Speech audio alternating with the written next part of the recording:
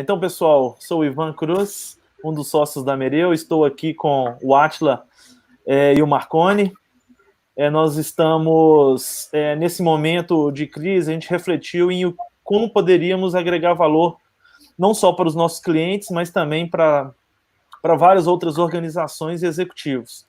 Então, nós resolvemos fazer uma série de lives e webinars que vamos disponibilizar a partir de hoje, com temas bem focados na eficiência das organizações, tentar ser de uma forma bem prática, para que vocês possam realmente absorver essas reflexões e iniciativas e que, eventualmente, possam até aplicar nas suas organizações. Vamos tentar trazer também alguns clientes para esse debate, para essas discussões. Espero que seja proveitoso aí para todo mundo.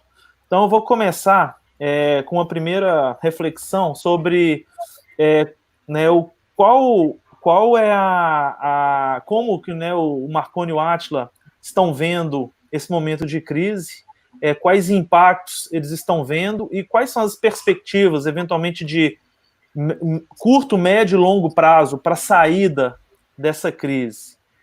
Então, Átila, se você quiser começar tecendo alguns comentários e, eventualmente, apresentar alguma análise que você fez. Perfeito, Ivan. Primeiramente, eu agradeço aí a oportunidade a todos de estar falando aí com vocês nesse momento, que é um momento que nós estamos enfrentando, é um momento delicado, né?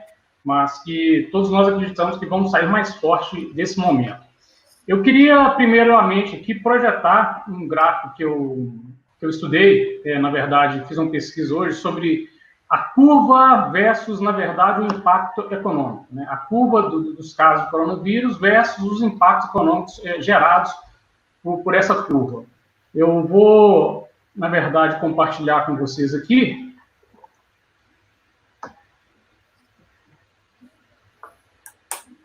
Ok.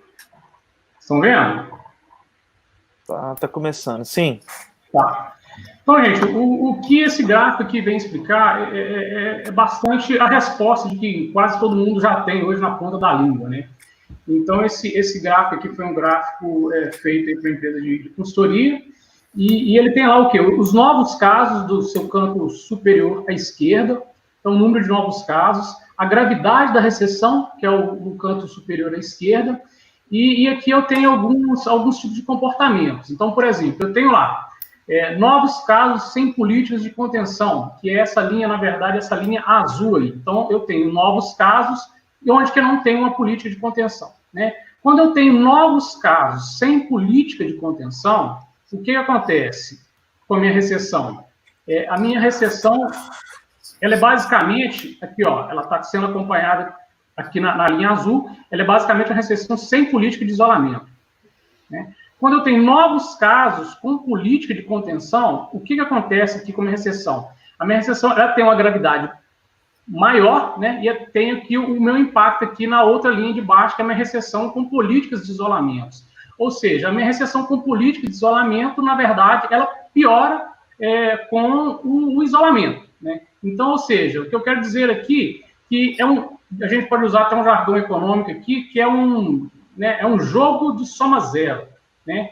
Que não existe uma parte que ganha, a gente tem que escolher uma parte para ganhar, ou seja, a parte da economia, ou seja, na parte de salvar vidas, né? Então, nesse momento, eu acho que o mundo todo, ele adotou sabiamente, né, a questão do isolamento aí para salvar vidas, né? E isso, logicamente, impacta, na verdade, a economia como um todo. Então, ou seja, era fazer uma escolha, né? Não tinha como a gente tomar, na verdade, preservar as duas coisas. A gente fez até algumas políticas, isso aí são políticas que foram, na verdade, relatadas no mundo inteiro, que foram feitas para minimizar o efeito da crise. Mas não existe como salvar pessoas e não ter crise e vice-versa. Então, esse gráfico eu coloquei exatamente para mostrar, na verdade, isso. O número de casos associado com a gravidade de recessão versus medidas de isolamento associados com a gravidade de recessão. Então, eu acho isso aí, né? Não tem como salvar uma parte só, né? Então, ou seja, medidas foram tomadas e daqui para frente nós vamos ver, na verdade, o efeito dessas medidas. Mas, sabiamente, eu acho que o isolamento, ele vai acima de tudo, que é preservar vidas. Então, queria começar, na verdade, mostrando esse infográfico aí, para ilustrar bem, entendeu? Que, né, não existe. Vou salvar a economia e vou também diminuir a crise, né, de saúde. A gente viu que isso aí realmente foi uma coisa difícil que nenhum lugar do mundo conseguiu, na verdade, adotar isso. Então, seria essa a minha colocação, Ivan. Perfeito. Marconi, como é que você está vendo isso daí? Quer acrescentar o seu ponto de vista ao que o Átila falou? Sim, também, antes de mais nada, é um prazer estar aqui com vocês, compartilhando um pouquinho de como a gente está enxergando esse momento, né, e talvez colaborar com alguns insights, né, algumas estratégias. Bom, assim, o que me parece é impressionante como que houve uma letargia geral, né, da sociedade, nós todos, né, em compreender o impacto que uma crise, que essa pandemia nos traria, né? Nós estávamos lá em dezembro, janeiro, observando lá tudo aquilo acontecendo na China, acontecendo depois se espalhando para a Europa, e sempre aquela sensação de que isso está acontecendo lá, não vai chegar aqui, ou se chegar, vai chegar de forma muito branda, né? Então, na maioria das empresas que nós apoiamos, né, e várias outras que nós conhecemos, todas elas construíram o seu orçamento para 2020 à mercê de uma crise como essa que está acontecendo, né? Então foram feitos planejamentos, foram definidas metas, orçamentos foram definidos, e isso agora está tudo sendo revisto, né? Acaba que a crise jogou em vários sonhos, várias projeções, várias perspectivas que estavam se desenhando para 2020, e agora a gente tem que aproveitar isso para que a gente consiga tirar daí algumas reflexões positivas e também algumas oportunidades, né? No que tange, por exemplo, a tão falada transformação digital, eu acho que em 2 meses a gente adiantou 5 anos aí de transformação digital. Se a gente for pensar em toda a estrutura que está acontecendo de home office, toda a sensibilidade que se construiu em relação a princípios básicos de higiene coletiva, tudo isso foi um avanço gigante, né, que a gente pode tirar de benefício aí dessa crise toda. Então, assim, eu falo com o meu time que nós estamos todos juntos num barco, remando no meio de águas turbulentas, atravessando um rio. Nós vamos cruzar esse rio. Mas nós vamos atravessar juntos e chegando lá, nós estaremos em terras novas. Então, acho que o que temos que fazer agora é trabalhar de forma muito consciente, né, de forma muito planejada, para que a gente possa superar essa fase e chegar lá do outro lado desse rio bem mais fortalecido. Perfeito.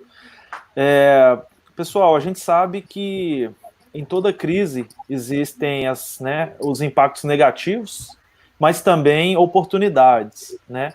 Então eu queria entender com vocês quais, né, são os segmentos que mais são penalizados por essa crise e por quê, né? Talvez a gente correlacionar com modelo de negócio, a forma como eles operam, e pode ser que também, né, tenham setores, segmentos que tenham, nesse momento, uma demanda superior pelos seus produtos e serviços, o que a crise gera oportunidades.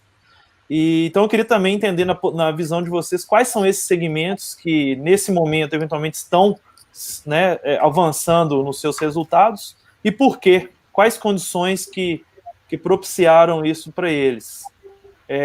Átila, você quer comentar um pouco? Sim, quero sim, Ivan. Inclusive eu peguei aqui alguns dados também que são relacionados a dados que a Cielo está liberando, né, para ver qual seria realmente o impacto em alguns diversos setores, tá? Eu vou projetar os gráficos aqui novamente, só um minuto. E aí a gente fala em cima deles, ok? Perfeito. Na hora que estiver aparecendo na tela, vocês me falam. Já tá aparecendo. Então, isso aqui, na verdade, ele pegou aí da primeira semana de março, né, finalizando aí na última semana de abril, né, que é a semana 9, de 26 a 29 de abril, né, então ele, na verdade, a linha azul, ela é, na verdade, as vendas, né, faturamento nominal Brasil lá, do varejo total.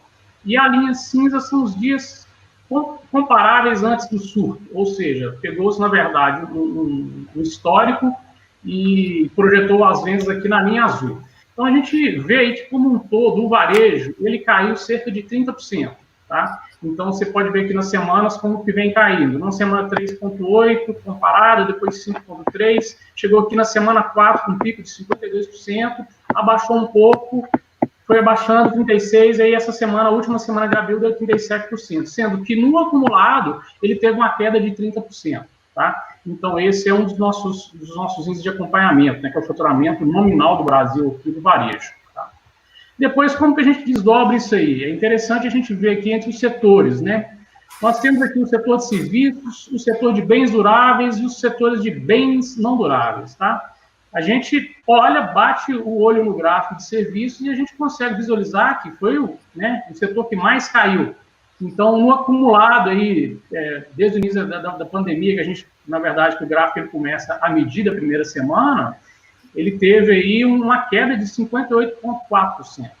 Sendo que ele, algumas semanas, ele bateu aqui, comparado semana com semana, 80% de queda, 76%, sendo que na última semana de abril ele está com 71% de queda. Então, ou seja, em disparado entre os três setores, foi o que mais caiu, né? Seguindo, vem aí o setor, né, de bens duráveis total, que teve uma queda aí também expressiva de 44,6%, 45% praticamente, né? E essa é a evolução aí da curva. Vocês podem notar que sempre na quarta semana é o pico mais alto, né? Então, aqui do bens duráveis aqui foi 81%, ali do serviço foi 80%. Então, ou seja, na última semana que agora, que foi a última semana medida, ele está com 48% de queda, né? E aí a gente parte para os bens não duráveis, né? Aí que a gente tem, na verdade, um cenário um pouco mais positivo, né?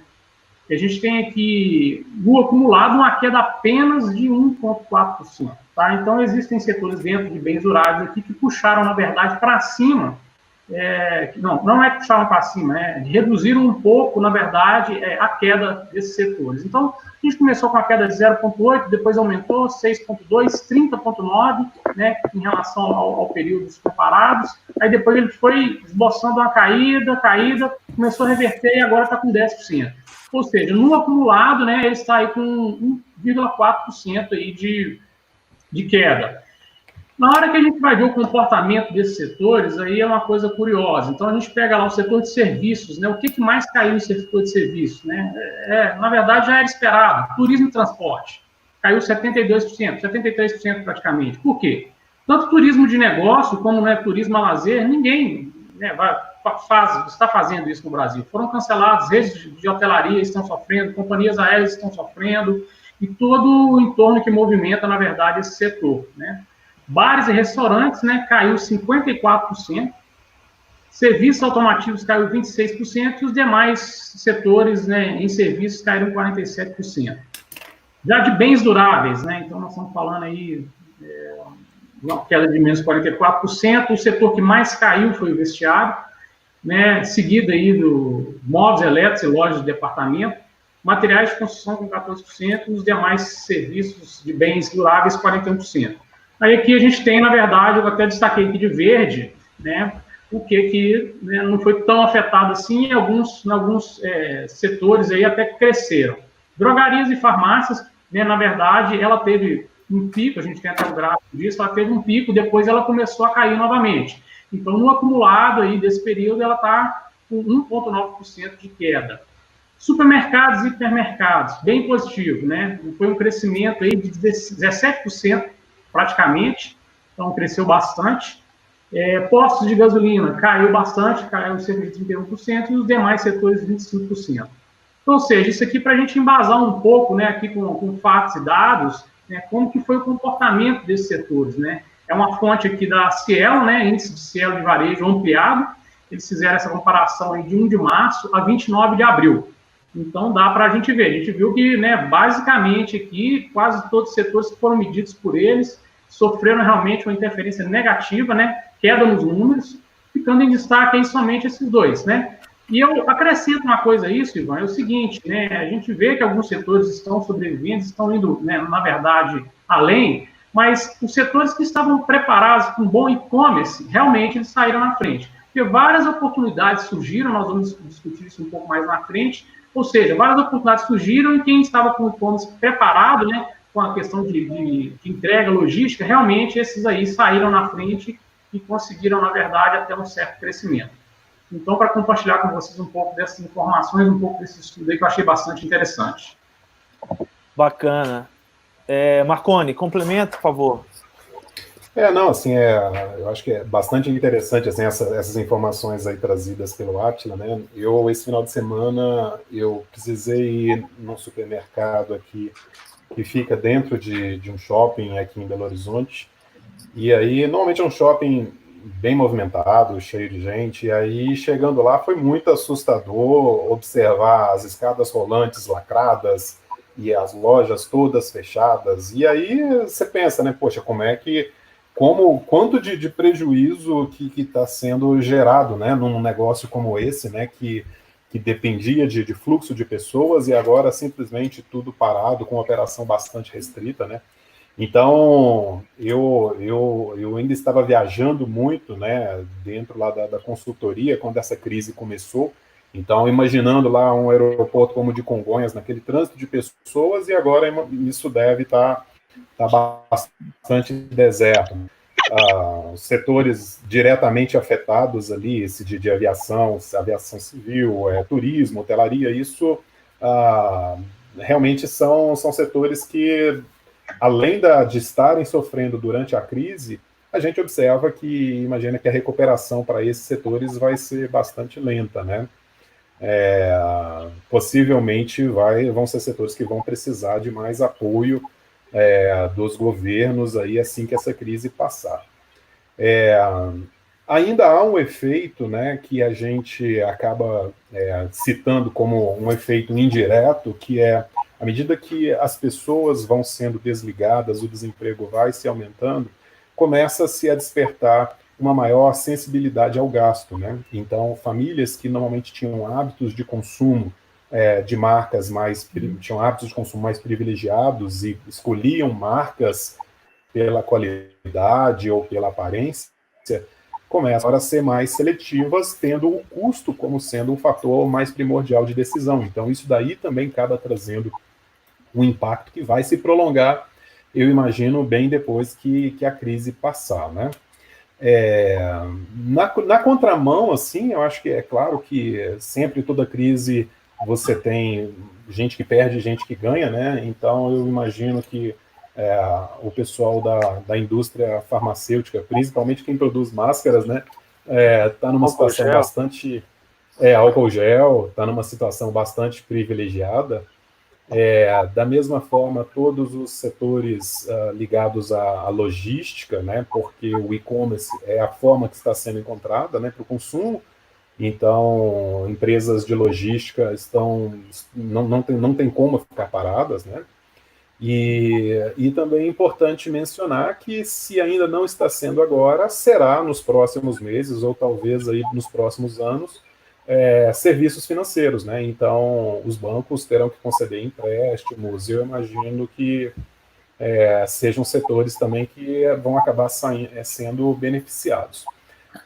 Por fim, eu acho que foi uma grande surpresa toda a indústria de entretenimento doméstico e consumo doméstico também está sendo beneficiada, né? Porque as pessoas não têm outro local a não ser a sua própria casa, junto com a sua família ali para se divertir. Então, sejam serviços de banda larga ou de TV a cabo, isso a gente vai experimentar uma reação positiva desses segmentos aí, isso pelo menos durante a crise. Perfeito. Vou também comentar um pouco. Recentemente eu conversei com um grande executivo de uma empresa de supermercados, e né, o Átila mostrou que é um dos segmentos que estão vendendo mais, né, Átila, do que antes da crise. E é engraçado porque isso é de fato o que acontece, mas eles têm também desafios, né, logísticos, de fiscalização, de questão sanitária, né, porque eles estão atendendo ao público. Então, apesar, né, de mostrar um aumento eventualmente na receita,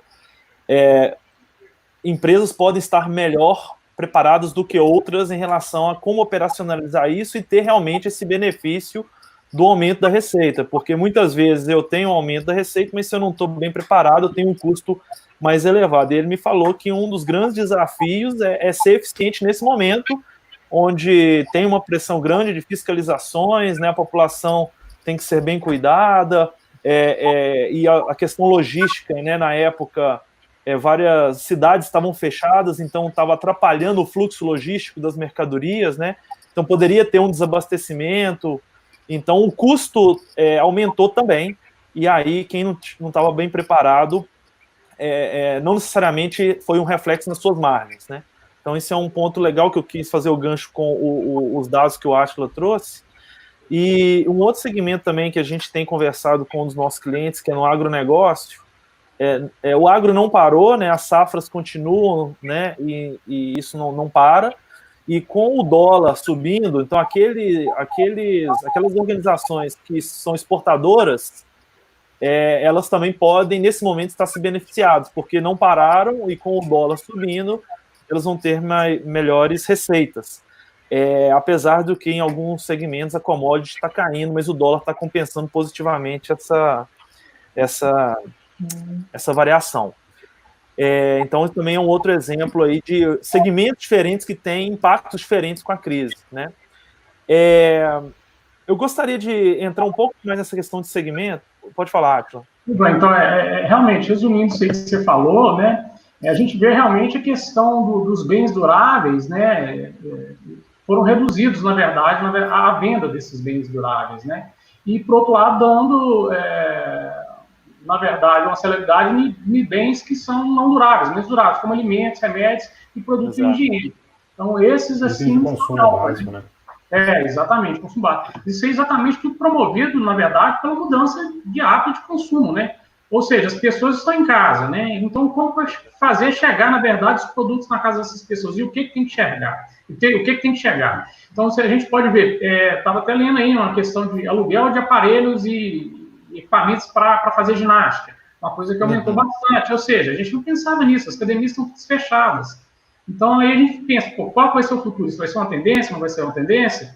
Então, ou seja, é tudo baseado, na verdade, na mudança de um comportamento de consumo, né? A gente, sinceramente, a gente não sabe como que essa mudança vai se posicionar daqui para frente. Algumas pessoas falam até, na verdade, um termo aí de isolamento, lá em inglês, criaram um termo aí, profanal, se não me engano, que é o seguinte, quais são, na verdade, os impactos disso na vida da pessoa, ou seja, você transformar sua casa numa fortaleza, né, e você evitar o convívio social, evitar, na verdade, a convivência, ou seja, eu acho que muita coisa vai andar, como o Marconi falou aí, né, tivemos uma revolução realmente aí na questão digital muito grande, então muita coisa nós fomos forçados e aprendemos a trabalhar dessa forma, num período de espaço muito curto. Mas existem outras coisas que as pessoas questionam, como, por exemplo, a questão da educação, né? A educação é uma coisa que talvez exija um esforço presencial, né? Você ter seus filhos em casa o tempo inteiro, a gente sabe que criança fica inquieto, vocês dois aí são pais aí, estão vivendo até muito isso. Então, essa questão de toda a estrutura que está por trás disso, então, ou seja, eu acredito realmente no modelo híbrido, né? Não tem como a gente falar, poxa, vai ser só, entendeu, home office, esse tipo de coisa, a gente vê que falta uma estrutura muito grande para que isso ocorra. Lógico, o percentual vai aumentar, mas itens, como eu falei, educação, saúde, isso a gente tem que repensar, né? Para depois até não causar um mal para o próprio ser humano, né? Então, essa é uma questão bastante importante aí. Perfeito. Eu queria voltar um pouquinho na questão do segmento, né? Vamos pegar o varejo ou qualquer outro segmento. O segmento todo, como um todo, está caindo, por exemplo. Mas pode ser que dentro desse segmento você tenha empresas que estão menos piores do que outras. Algumas já estão, até não existem mais. Né? E eu acho que a gente tocou em algum desses assuntos, né? A questão da transformação digital e tal. Eu queria que vocês falassem um pouco sobre quais são os diferenciais das empresas, né, que estão suportando essa crise. né? O que é gestão, é transformação digital. Eu queria que vocês falassem qual o diferencial das empresas que estão sofrendo menos com a crise dentro de um segmento. Vamos pegar o varejo, por exemplo. Quais são as empresas que estão sofrendo menos dentro do varejo e as que estão sofrendo mais? Sem dar nomes, lógico, mas quais são as características desses dois lados aí de empresas, tá? Atlas, quer começar?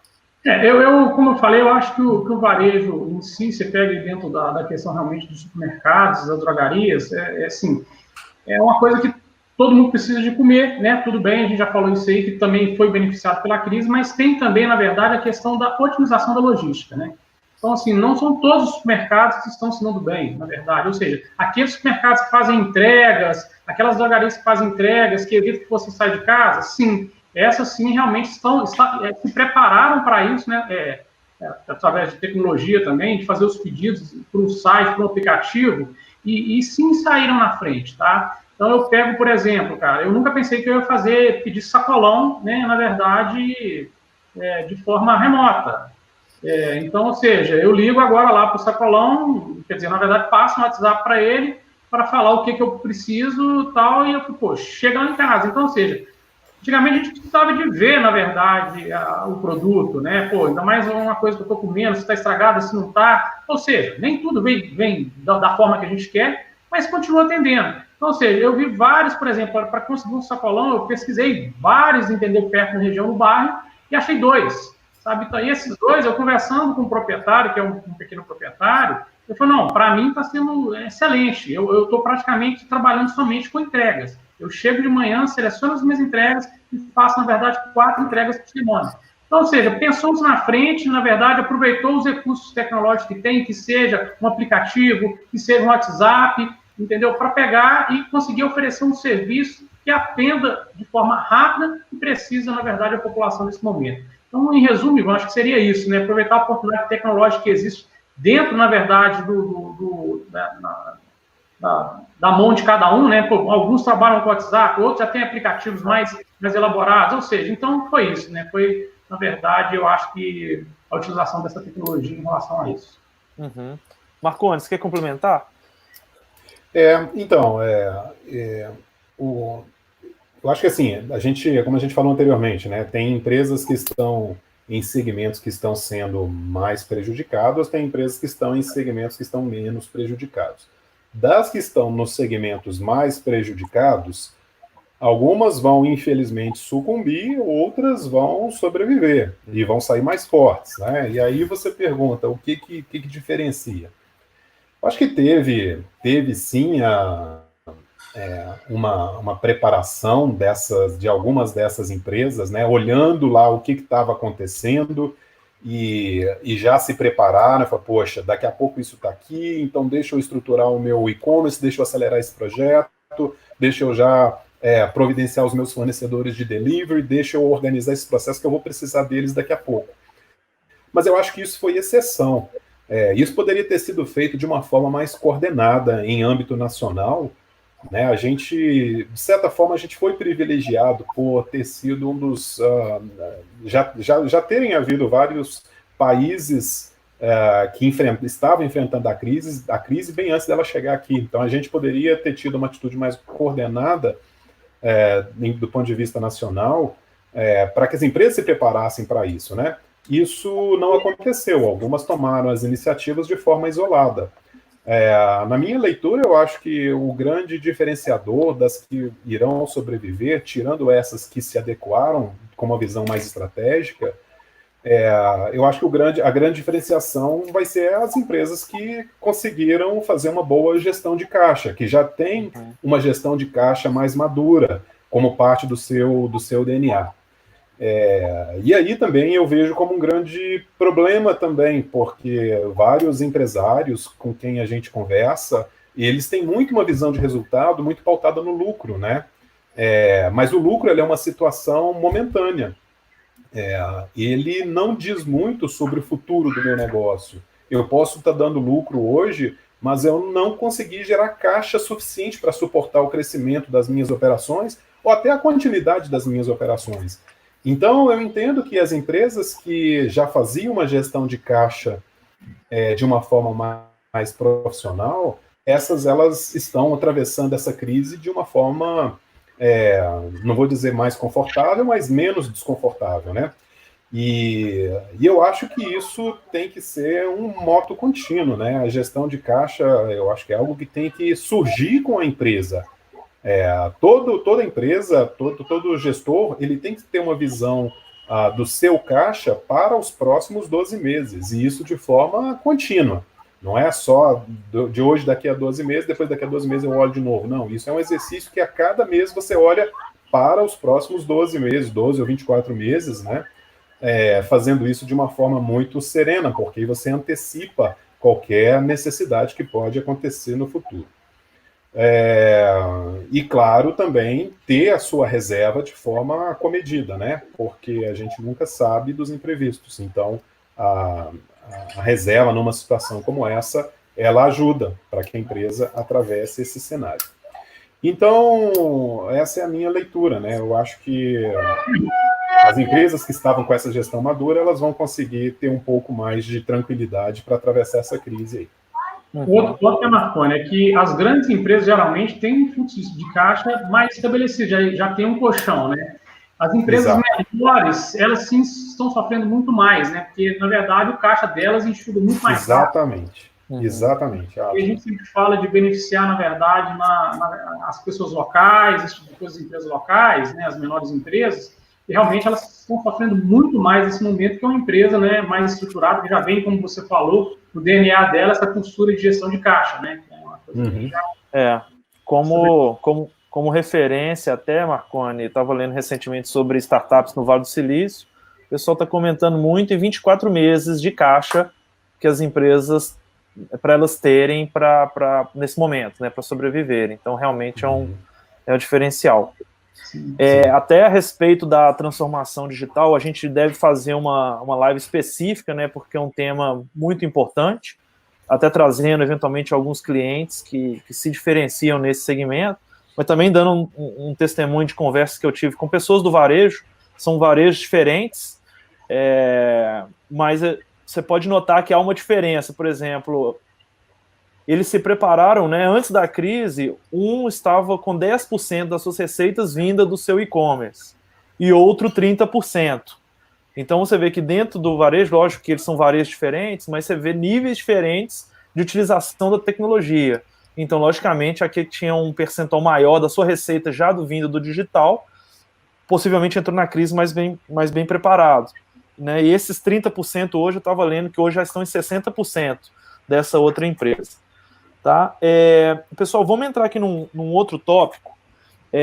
Com a crise, nós tivemos uma primeira fase de sobrevivência, né, onde que todo mundo foi pego de surpresa, e num segundo momento, que é pensar o futuro. Né? Então, eu estanco o problema e penso no futuro.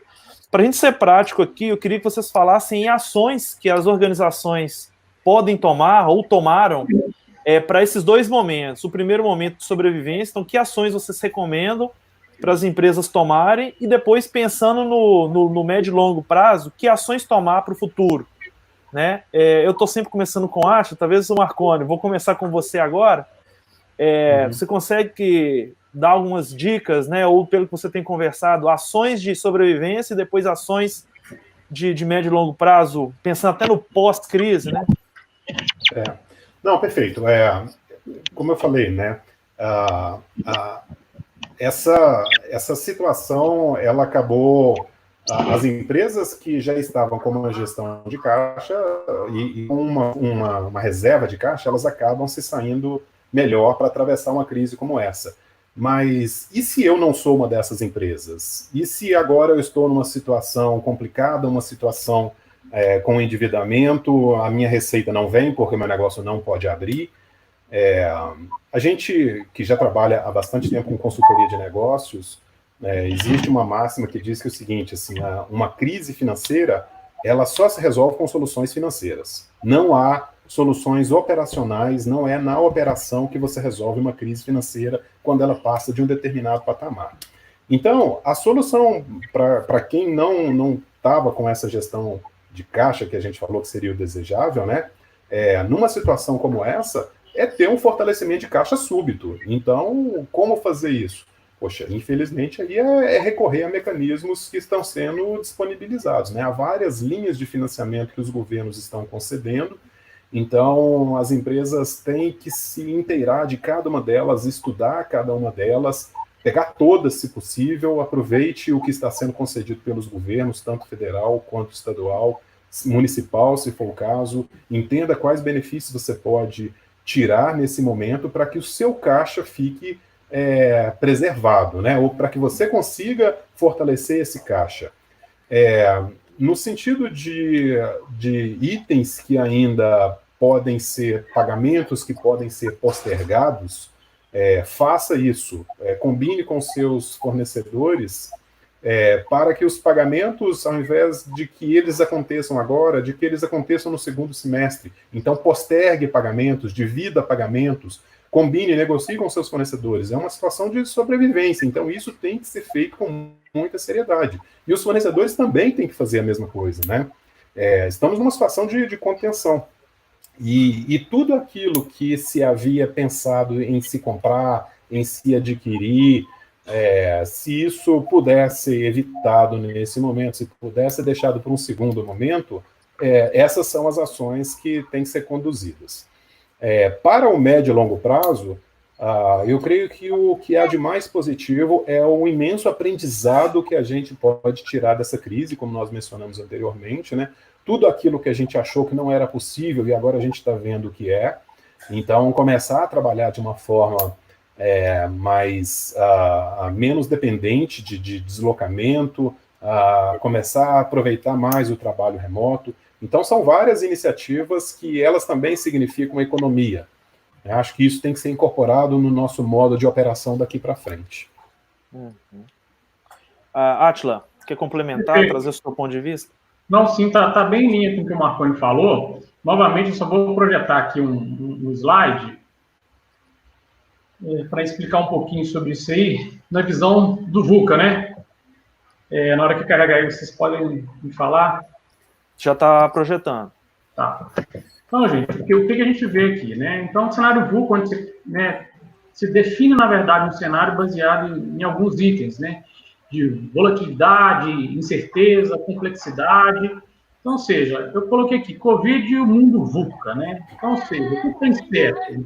Posicionamento de mercado, relação custo-receita, o que é volátil? Redução da receita de vendas, estoque elevado, quantidade da mão de obra, complexidade dos nossos processos frágeis, fragilidade do mix de produto, concorrência, custo negativo de caixa. Ou seja, nós estamos todos contextualizados nesse cenário, que não, né, é um cenário que nós não sabemos, né, para onde vamos, né?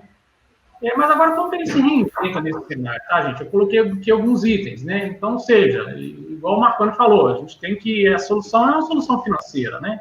A solução financeira, você precisa analisar muito bem os seus números, né? Ou seja, não vamos pensar em crescimento agora, vamos pensar aqui agora em contenção, né? Em contenção.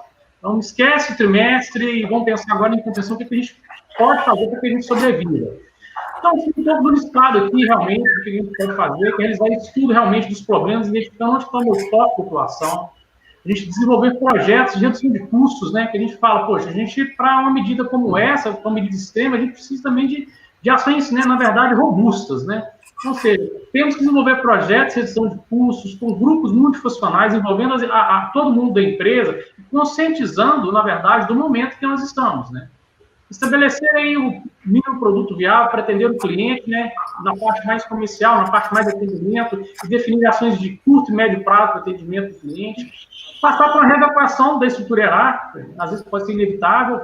Replanejar o orçamento, ou seja, as empresas todas, como vocês falaram aí, no início do ano, fizeram um planejamento esperando um 2020, né, um 2020 até muito positivo, e todos nós estávamos nessa pegada mesmo. Então, agora o orçamento foi feito, praticamente pode ser jogado no lixo, né, não vai aproveitar quase muita coisa, que o cenário todo mudou. Então, é refazer o orçamento, né, com base no mínimo necessário, que é o orçamento base zero, né. E aí a gente fala, definir os processos mais enxutos e, por último, né, rever alguma oportunidade na gestão da rotina operacional. Isso eu colocaria por último, né, onde eu posso ter, na verdade, algum tipo de ganho, né, de lacuna que eu possa capturar. Então, ou seja, em resumo, seria isso. eu coloquei aqui um pouco de estratégia também, né? Muito utilizadas aí as salas de guerra, a equipe de guerra, em situações, né, como época, todo mundo fala, a crise é uma guerra. Então, vamos chamar aí também, algumas empresas já têm, na verdade, algumas salas de guerra estabelecidas. Então, a gente tem que levar em consideração isso, que tudo tem que ser feito com a participação das pessoas, que é o ponto 1 aí, né? E colocar para essas pessoas que, né, estamos com elas, com muita transparência, né, para que a gente comunique o problema e busque, na verdade, as ações efetivas, né? Como eu falei, é preciso virar a chave do modo crescimento para o modo sobrevivência. O time inteiro também tem que entender isso. Uma coisa que o Marconi falou e agora eu corroboro com ele, na verdade, é não deixar de ter pessoas da área financeira nesse grupo, tá? Ou seja, o foco, na verdade, é financeiro, a ação financeira. Então, ou seja, eu tenho que, na verdade, reduzir e produzir mais, então eu tenho que, na verdade, tirar leite em pedra para que o meu negócio fique de pé. Então, ou seja, esse grupo ele precisa assumir a rédea disso aí para frente, né? E nesse momento atual, que está todo mundo trabalhando, como a maioria das pessoas trabalhando como de home office, a gente tem que também criar uma rotina de avaliação do andamento das atividades, tá? Então, por exemplo, uma reunião de check-in, uma reunião de como estão, na verdade, as atividades, né, um to-do list das atividades, para que as pessoas não, na verdade, deixem soltas, né, e que as pessoas tenham também produtividade nesse período. Então, isso é muito importante também, tá? As decisões, a gente sempre fala que nesses momentos elas têm que ser ágeis, né? Se você demorar uma semana para tomar uma decisão, daqui a pouco pode ser tarde demais e você não vai conseguir reverter, na verdade, o seu resultado. Então, são algumas estratégias aqui simples, né, que a gente faz, que eu coloquei aqui, listei aqui, na verdade, estratégia que a gente adota em consultoria, alguns projetos que nós já aplicamos, e aí acho que foi bem interessante a gente compartilhar isso aí com o grupo também. Bem legal. Complementando também, acho que a gente tem conversado, olhando para o futuro, acho que nesse momento a gente fica muito próximo do nosso cliente, né? Para entender também, primeiro, para apoiá-lo, né, a toda a cadeia, né, como o Marconi falou, a questão do fornecedor, do cliente, do parceiro, então ficar próximo, né, e trocar essas experiências. E entender, e aí até o gancho para a minha pergunta final, quais são os novos comportamentos, né? Qual será o novo normal?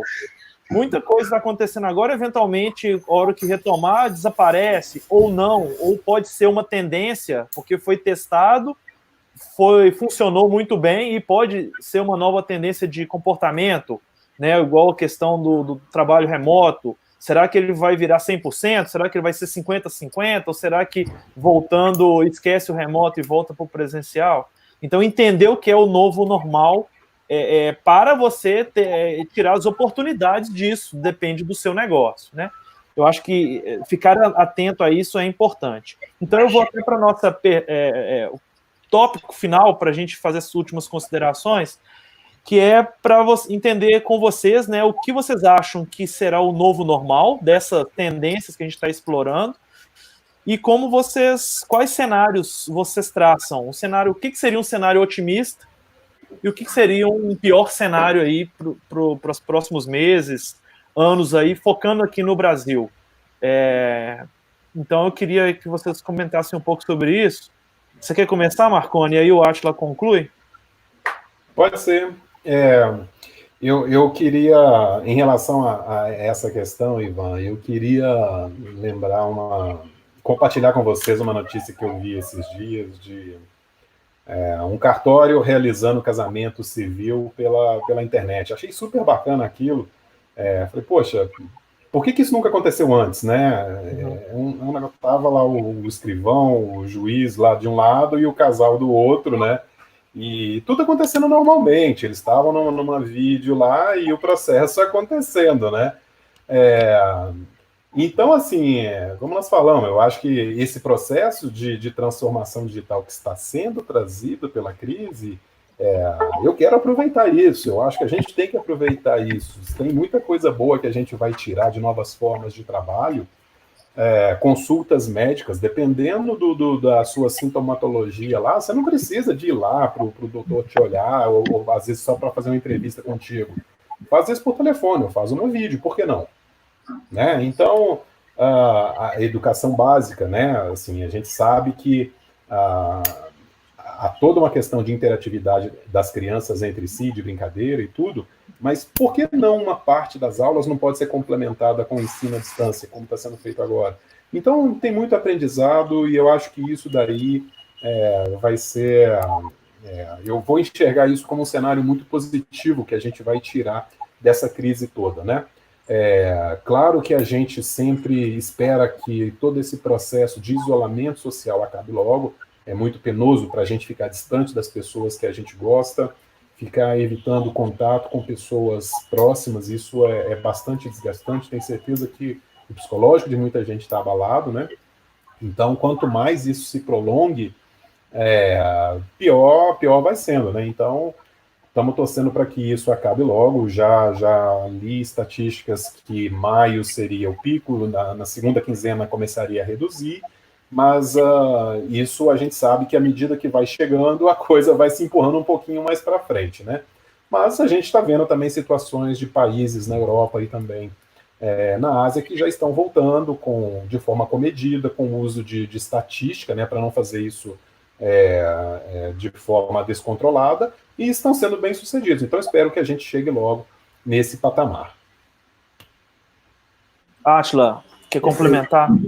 Não, sim, queria complementar até com um relatório que saiu da Bain Company, na verdade, sobre as demandas, né, que existem, as demandas que explodiram no momento da crise, e, na verdade, elas devam continuar, né, que são as demandas de ensino à distância, né, como vocês falaram, entretenimento online, né, o número de pessoas jogando, Netflix, esse tipo de coisa também aumentou bastante. Ferramentas para trabalho remoto, né, sendo o home office aí, na verdade, projetado como uma tendência. Nutrição e saúde também foi um outro setor que foi evidenciado nesse relatório, né, que deve se manter, né, em alta depois da crise. Telemedicina, para mim, na verdade, foi uma surpresa. O Marconi falou aí, eu tinha lido isso, mas até então eu não acreditava muito nesse negócio da telemedicina. Poxa, como é que a gente vai fazer isso? Mas sim, o Instituto falou a mesma coisa. E plano de saúde e seguro de vida. Tá? Então, isso aí são demandas que explodiram na crise e devem se manter, né, no longo prazo. Agora, existem outras demandas que também explodiram na crise, mas devem se estabilizar no longo prazo, que é a questão de alimentação, é claro, né, deve voltar ao normal. Aí, na verdade, internet, banda larga, telefonia, também deve. Produtos de limpeza e produtos que ajudam, na verdade, aí a prevenir a pandemia, né? Que seria o álcool, gel, máscara. Então, isso aí, teoricamente, vamos ver como é que vai ser o comportamento também, qual vai ser a consciência das pessoas, alguma coisa que tende a se normalizar, né? Agora, tem também, na verdade, a demanda que teve forte queda na crise, né? Perante o pico, a gente já falou aqui, que foi eletrodoméstico, produto de beleza, roupas e sapatos. E demanda que tem forte queda na crise com recuperação lenta, né? Aí é interessante que, por exemplo, academias de ginástica, né? Realmente tem aglomeração, né? Cinema e teatro. Então, tudo assim que a gente vê que relacionado a eventos, o relatório aponta que ele vai ter uma retomada lenta. Então, a gente está falando aí de academia, cinema e teatro, hotéis, restaurantes e viagem a turismo. Então, ou seja, é um pouco desses cenários aí do que surgiu, né, o que é tendência que pode ficar, o que vai voltar ao normal e o que, na verdade, vai sofrer um impacto ainda um pouco maior, né, durante algum tempo. E algumas boas ideias ainda vão surgir, né? Eu também, só para finalizar aqui, mas eu vi esse final de semana um pessoal fazendo um convite para assistir um filme projetado como naqueles modelos de antigamente, né? Projeta numa tela e as pessoas ficam dentro lá do seu carro, lá assistindo, né? Ou seja, só você e no máximo seus familiares ali dentro do carro e todo mundo com o seu carro estacionado assistindo o filme, né? Isso parece que foi vetado pela prefeitura, considerou algum tipo de aglomeração, mas assim, são só iniciativas que a criatividade vai proporcionando, né? Como alternativas para viver de outro jeito. Né? Nós vamos achar nossos caminhos. Não, é fato que a gente tem que achar, né, Marconi? A gente não sabe se é a primeira crise de pandemia que a gente vai sofrer agora, a gente sabe o quão frequente isso vai ser. O fato é que ela pegou todo mundo despreparado, né? Então, assim, pegou o mundo despreparado, não foi só o Brasil. Então, ou seja, aquilo que a gente fala, investir, na verdade, em coisas básicas, né, de higiene e alimentação. Eu acho que as pessoas têm que mudar, na verdade, agora a maneira de pensar em relação a isso também. Exato. Complementando, né, essa parte, até a questão das lives que estão frequentes, né, acho que é uma coisa interessante que chegou para ficar, que é compartilhar temas de relevância, ideias e discussões, logicamente talvez um pouco saturado em algumas vezes, mas aquilo que tem valor, com certeza vai ser bem utilizado aí. Então, para a gente fechar, eu queria agradecer, né, primeiramente a quem está nos ouvindo, ao Marconi, ao Átila e a toda a equipe da Mereu que está apoiando nessa iniciativa de a gente levar conteúdo de uma forma digital e gratuita para várias pessoas e organizações. E gostaria de que vocês que estão nos ouvindo seguissem as nossas redes sociais e a nossa página, porque a gente vai ter um calendário de outros webinars e eventos com temas que a gente tocou aqui, mas não de forma mais aprofundada. No caso da iniciativas de redução, reestruturações, gestão por objetivos ou gestão de metas, né, os OKRs, transformação digital, são todos tópicos que a gente deve fazer uma webinar específica e tentar trazer clientes ou parceiros para ilustrar melhor a prática no dia a dia das empresas, tá certo? Então, eu gostaria de agradecer, nos acompanhem aí e possivelmente nas próximas semanas teremos mais. Obrigado. Tchau, Átila. Tchau, Marconi. Obrigado, pessoal. Tchau, Átila. Um abraço. Tchau, tchau. Um abraço.